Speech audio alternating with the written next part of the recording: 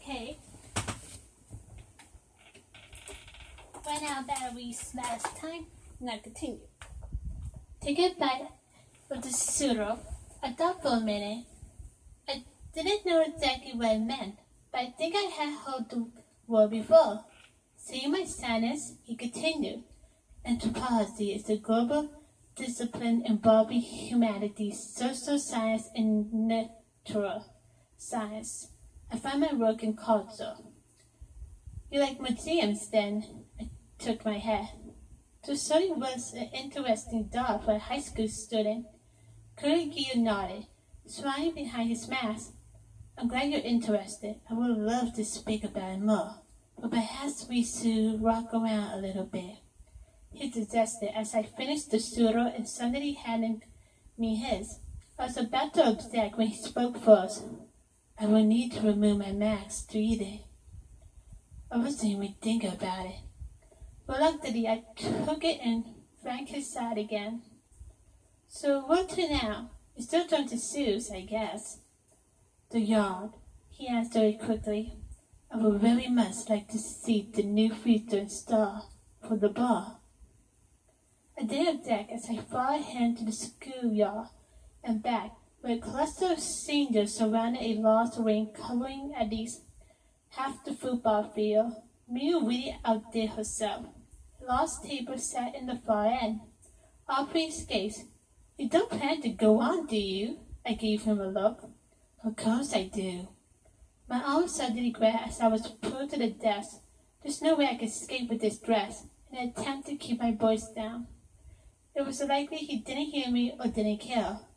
Pulling out a wallet, Korekiyo handed the man working there a $10 bill and requested a pair of skates before turning to me. What is your size? Sign. I told the number and he got the second pair. Putting them on beside the ring, I hobbled to the wall.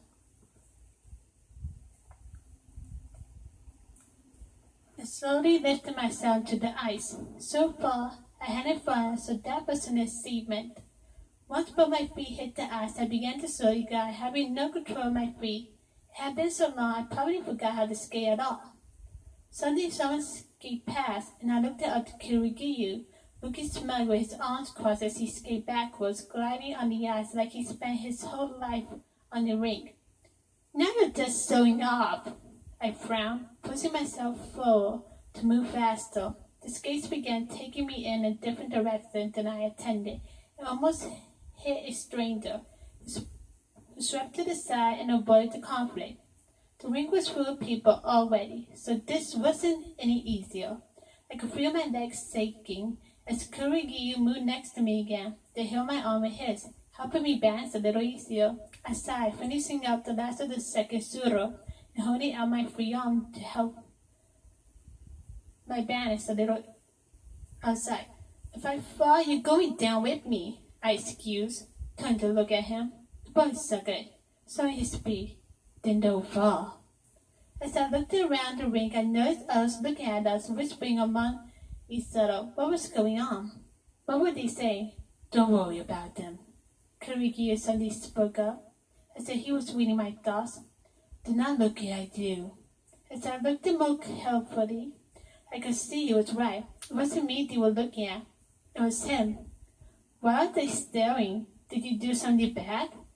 I whispered so nobody else could hear. Not in particular. People often see me as dangerous or perverted, he muttered, like he was only speaking to himself. I can promise you, though, I have no intention of doing anything to you. Making the turns at the end of the rink, I almost tripped over my own feet, but was saved by him holding onto my arm tighter. Thanks, I breathed out when I got my balance back. Certainly. Falling silent, we made our way back to the gate when I broke free and hit against the wall, coming to a stop. More and more questions arose when I spoke to him. It was like he was a book, covered in locks and sayings. What was he hiding? Do I want to know? There was no way I would do another lap, so I hopped off, making my way to one of the many benches set up and pull off the skates. Looking back, I saw him begin to exit, and people actually backed up, staring at him the entire time. Please something cold on my seat. I looked it up, seeing small flakes of snow had begun to flutter down.